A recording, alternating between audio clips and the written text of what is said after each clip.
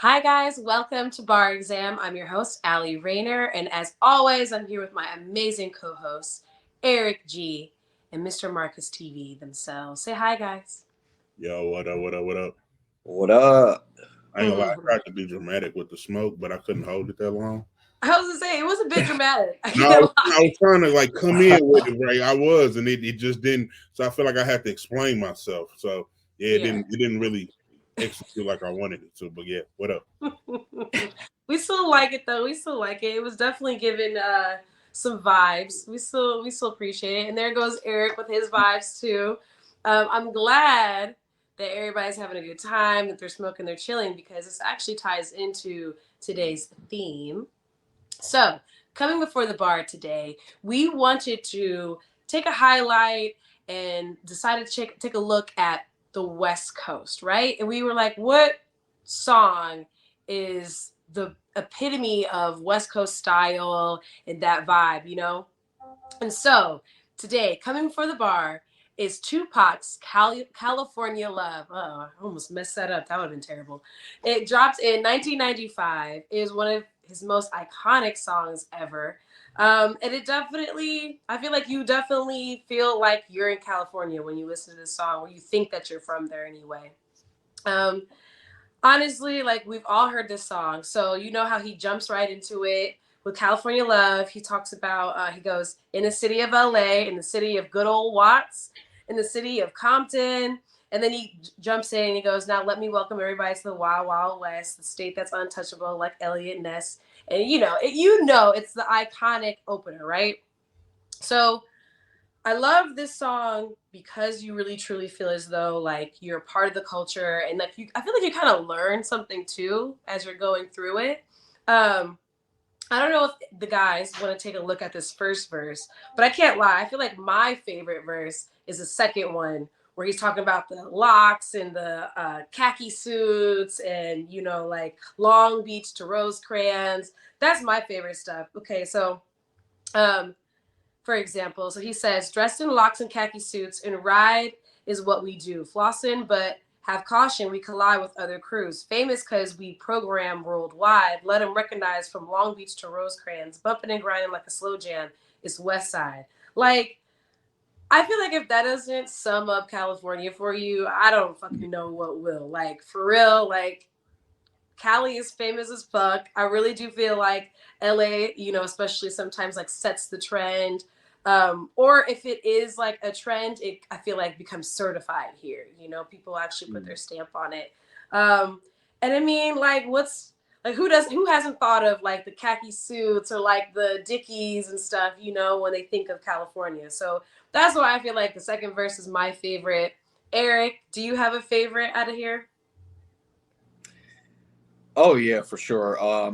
I like the beginning of Pac's verse a lot because I think this song is like a perfect like representation of like just taking that picture of what you think LA looks like, and they just really lay it all out on the table for you. So it's really like you can, without even seeing the music video or anything like that, you can picture every single thing that they're talking about, whether it's the luxurious lifestyle of living in Cali or living in LA or living on the slightly grimier side. So I like how Pac comes in because he comes in. We're out on bail, fresh out of jail, California dreaming. So as I step on the scene, I'm hearing Hoochie screaming, fiending for money and alcohol. The life of a West Side player, where cowards die and the strong ball. So that's like giving you the rough part of what he's talking about Mhm. and where he's like where he's coming from in LA, but then later on in the verse he gives you the shit that like he thinks is fly, like Yeah. the shit that he fucks with, like the lokes and khaki suits and ride is what we do, flossing, but we have caution. Same thing that you said. So you know what I'm saying? Like I think he embodied in his verse the perfect duality between living in LA. You see one side, you see all this crazy shit on one side, but then on another side, you can see some fly shit, and then On another side, you could see some even more fly shit that like some people might not even have access to yet because they don't have enough money to be able to see that type of shit. So I Yeah. definitely think that if you're a visual person and can really like take lyrics and get a snapshot picture image in your head of what everything that they're talking about in this song,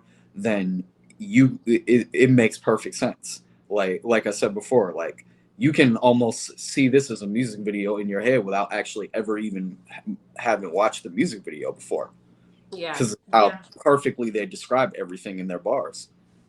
Yeah, you've got a point for sure. I definitely like when I was growing up listening to this song, like I feel like you heard about like you heard Oakland in this song, you heard about LA in this song, you heard about Watts, Compton. So like when I thought of like, okay, where am I going to go when I first go to California? These are like the places that I was like, I have to go see, like I gotta go. And I still haven't even gone to some of these. Like I haven't gone to Watts, even though I really, really want to.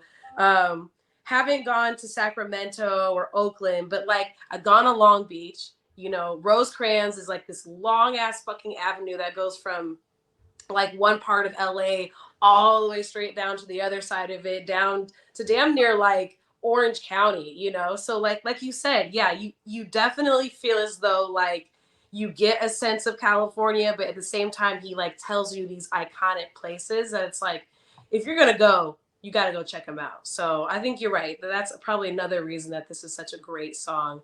Marcus, what is your favorite part about this song? So the favorite part of this song is what it did. When when did this song come out? 95. 95. I was 9. So I remember I remember I didn't remember at what age I was. I just remember that I was young. Mm-hmm. This got me in trouble because this was the first gang sign that I ever learned. I wanted to be from the West Coast. Like you did not. This was in the East Coast versus West Coast. East Coast wasn't doing shit. The West Coast was the fun. Like it was like Marvel and DC. The West Coast was Marvel. You did not want to be Superman and Batman from fucking New York and DC. You didn't give a shit about that. You wanted to be Marvel. That's what you wanted to do. And this iconic Dre verse, come on, man! Like the Mad Max thing from the video with the motorcycles and the Yeah, flames and all, iconic.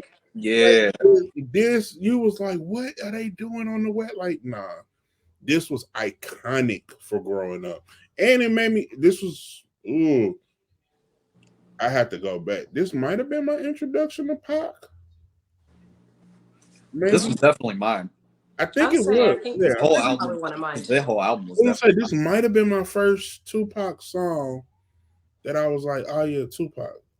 Yeah. Yeah, To the point, like, did any of you guys actually think that Tupac was from California because of the song? Like, I know I growing did. up, I thought, I did. I for Yeah, sure right? did. yeah. I was He shocked when I still found is. out he is not He from still there. is. Yes, he is. I mean, he ended up He moving might there as when well he was a be. kid. He No might as matter. well be. Thug life, baby. Set He it on. might as well be. You're right. I feel like he changed, like, maybe not like he changed it too much, but I just feel like he contributed so much to the West Coast. You're right. Like, it's kind of like, how can you mention the West Coast and not mention Tupac? You know, like he helped with the style and stuff. So I guess you're right. I guess Tupac is from California, sort of, kinda. I feel like it's kind of cool that he's actually from both sides. Like he came from New York and then moved to California. And so I feel like he kind of got the best of both worlds, right? That's just my take on it. But yeah, this is probably, oh, this is a question that I wanted to save for Swear to Tell the Truth. So we might as well jump right into it. Really quick. So for those of you guys that don't know, when we play Swear to Tell the Truth, basically what we're doing is we're just being honest, okay? So we're gonna tell you guys about, we're gonna bring up different songs that growing up or even now we didn't fully understand the lyrics to until we went back and re-examined them. So for me, at least with this song, I definitely need to understand the line where he says, where is it? He says, in LA, we're wearing Chucks, not Bollies. Now I know what the fuck Chucks are, and that's definitely LA, 1,000%. But what are Bollies? Am I saying it wrong? Like, does anybody know? I thought it was Bally's. I think it is Bally's? Bally's. Bally's, Yeah, my bad. it So was what is Bally's. Bally's? What is that? Is that a type of shoe? It was a designer shoe, if I'm not Yeah, it's mistaken. a designer sneaker. Yeah. Oh, okay. At first I was like, is he talking about New Balance? Like, what is he talking Not about? New What is it? Balance. What's funny is the only other rapper who I've heard mention Bally's is Gucci Mane, but that's like way later on. Really? Gucci So they must be designer used to shoes. I had no clue. religiously name every single designer that like he used to wear. Like he was like I remember other rappers doing that with like other like clothes that they would wear. He was the first rapper that I remember like name dropping like every single brand in probably just one verse alone. Like and just name them in succession, and as long as they still somehow rhymed, he would get it off. Oh yeah. Yeah. I've seen Gucci do some amazing things, like somehow rhyming shit together. I'm like, that is not how that is pronounced, but okay, I'm gonna rock with you, motherfucker. Fuck it. So I believe it. Gucci who? Gucci definitely. I feel like there's a few Shout rappers out my actually. He's nigga not the only one. What? Shout out my nigga Gucci. That is Gucci who? Shout out Gucci. Gucci who? Gucci Gucci Mane. Mane. Shout out my nigga Gucci. That is forever iconic when we mention Gucci on this show. Oh my goodness, I can't with you. Oh, Okay. So, does anybody else want to do their song for Swear to Tell the Truth? So I gotta swear. Oh yeah, if you got one, Eric. You go ahead. So this is not a song. This is a concept that I wasn't aware of. Okay. So everyone in sports and everyone talks about, like, if I say who is the GOAT, right? Right now on Bally any sneakers, yep, right Yep. there. Oh, those are the Pallies. Okay. he did bring up the guy. Those are not that cute. Okay. All right. Sorry, Marcus. Go ahead. Yeah, we good. So if I say who is the GOAT in basketball, who would you say? Who would you put on that list? It's always like a debate between Braun and Jordan. So Bron, Jordan, Kobe. You know, Kobe, right. Football. Who do they say is the GOAT? Tom Brady. Yeah, I Brady. would say right. Tom You Brady. know, hockey has Wayne Gretzky, soccer has Ronaldo. You know, all of this GOAT talk. Mm-hmm. Greatest of all times, right? Did not know LL Cool J 1992 album coined GOAT as he was the greatest of all times, which started GOAT talk. No one was talking about who was the greatest of all times before he said, I'm the GOAT rapper. Really? No, there was no GOAT talk. There was no greatest of all times, wasn't he? It was greatest of all times. You never said GOAT. Yeah. You said, oh, well, Muhammad Ali is the greatest boxer of all time, but you never called Muhammad Ali the GOAT. You never said GOAT. You just said he was the first one. So LL coined the term GOAT. LL coined the term GOAT, and I did not know that. I didn't either. What? This was how many years ago? LL coined, no features, no radio play on that album. He coined the word GOAT, and now it's synonymous. Like we say GOAT effortlessly. Wow. Yeah. So true. Yeah, still true. And he coined and I did not know that. When I found out, I was like, I'm saving this for the show. Yeah, So I was like, I could not believe that he, when also, and I was actually doing research because when people get inducted to the Rock and Roll Hall of Fame, you want to go back and, look at, well, what got them there? Mm-hmm. And just for that alone, just, Mama Knock You Out and some other, but to still have something you did sparked the whole debate for a culture. Yeah. That's like, that? That's true. That's as influential as coming up with the scratch, with the beatbox of Dougie Fresh. That's iconic. Yeah. Iconic. You cannot take that away. So LL with the GOAT and the GOAT talk was something that I did not know, that I was like, oh my God, blew my mind. Same. I'm glad you brought that to the table. the other crazy thing too, which now I definitely knew about this, but Eminem created the term "stan" with that song back in the day. Oh, Really? yeah. That was the original "stan." So that basically just means like super fan, right? So Yeah, that's why Yeah, he with called that it when he wrote that Stan. Like letter, and that's you're like, why. because that whole song was basically a letter to Eminem Yeah, from the from fan his super perspective. crazy fan. Yeah, yeah, exactly. I did not even. I really thought like, damn, like he really picked a really good name for this guy. Like Stan. I don't know. I just thought like it was a random name, and it just so happened to work out that he was a crazy fan. And we now use like, Stan. you want No, it's because it rhymed with Fan. fan that it worked out that it worked you so want to know what's perfectly. crazy? It's That's like in awesome. 20 years, somebody gonna be having the same show for us, and they gonna be like, he was the first Munch. Oh my god, he was a Munch.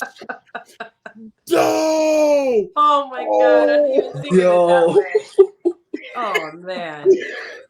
I cannot believe I Oh had my no god. I don't idea. know if I want that one to the last for real, first for real. Munch. The first Munch, bro. You Yo, the first Munch. I could not with you. I cannot. Yeah, they're gonna be shocked when they realize this. Yeah, I figure, was it Ice Spice like the only reason that is a term now? Like, I didn't hear about Probably, Munch but until who her. knows? But just she's the first person I've ever heard use that phrase.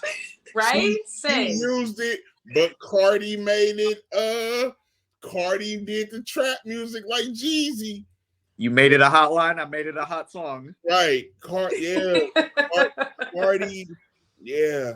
He did. I can't lie. I be singing that part hard as fuck. I can't even lie. He gonna eat it like a mango. Yeah. Yeah, I love that shit. Oh man. But all right. Okay. Here's another thing. Okay. So here's something that blew my mind. So for my song, I decided to look at Still Dre or Still DRE or whatever by Dr. Dre. I did not know. So until I moved here, I did not know. Like when he said Reppin' 213, I kind of figured it was like the LA area code, but I didn't realize, is he also referring to like literally Snoop Dogg's group, like his Long Beach group with Nate Dogg and Warren G? Like I kept thinking that he was talking about like 213, like the actual area code, but now I'm starting to think like, is he actually talking about he's repping like Snoop's gang still? Does that make sense? Yes, that does make sense. I'm like, is that what he meant? So I think it's both because Warren G was Dr. Dre's brother. So No way. Did not know that. yeah, What? hey, Mind blown as well. it's just mind blowing all the way around. Wow. All the way around, honestly. So and then also I hate to say this too, hip hop then was also a circle of who. Not I don't want to say who's who, but it was a network. Like if I'm not, everybody was connected. oh, I want to say this correct. Busta Rhymes, Biggie, DMX, and someone else from New York. I kind of all went to the same high school within the same 4 years. What? I gotta go back. That's crazy. You gotta look that up. Yeah, I gotta go back and fine tune it. But I know at least like they all, if they didn't go to the same high school within the year, they all went to that school in like a 6-year frame. That they all went to this one high school. That's crazy. What? Yeah. I mean, it must be nice being from that school. I know I would be like, I'm just shit. Just going to that high school alone. That's pretty lit. But that's just how music was. Like, everybody knew each other then, bro, like you just got on a different way. It wasn't talent. He was like, dude from my hood could rap. He was really in the streets. He was really this. He was really, Yeah. It was just different. That's crazy. Also, this is probably just me being an idiot, but back in the day growing up, I did not know, like I kept thinking of that part that Snoop says, hitting them corners and them lolos, girl. My stupid ass kept thinking he was talking about Manolos, but obviously when I saw the fucking video, no, I'm talking about when I was a kid. So when I was a kid, and I heard the Come song. on. I was like, the Lolos, okay, like in Manolos. And then I saw the actual music video and I was like, okay, I am an actual dumbass. Honestly, it was like one of the first time I even saw lowriders at all. Like Girl, I had very a much subscription to Cali. Lowrider magazine.